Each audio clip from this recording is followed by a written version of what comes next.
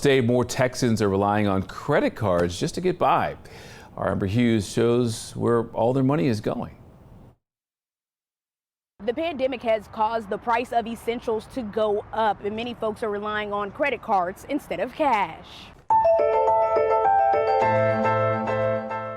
As a provider, I really wanted to be able to support my family. Walker Dunn and his wife have 2 kids. He says they made some financial missteps buying a fixer-upper home before relocating to San Antonio. We ended up having to max out pretty much all of our credit cards, take out personal loans through banks. It was just a nightmare. The Dunns fell into a hole, struggling to pay their mortgage. With the interest payments alone on the credit cards starts doubling more than what you actually owe on the credit cards. At that point, it's just kind of, where do you go? Studies show they're not alone. According to a new report by Upgraded Points, Texas has the 12th highest rate of increased credit card reliance due to inflation. 36% of Texans are relying on credit cards to meet their spending needs, and 95% of adults are stressed about recent price increases. The categories that increase the most is housing, groceries,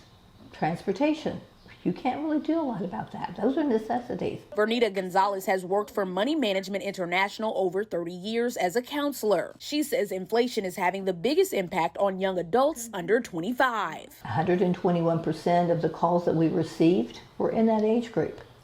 They're stressed about finances because there's not enough money to fall back on. Inflation rose from 2.3% in 2020 to 7% the next year. Vernita suggests people reach out for help before they get 3 months behind on bills, messing up their credit. What are you spending? Where is it going? Can you make changes? Are you willing to make changes? MMI assisted Walker 5 years ago. He's relieved his credit score is back up after paying off about $90,000 in debt. It's always in the back of my mind with getting back in debt. Today, with the inflation, I could see how more and more people are struggling to get by, and there is hope.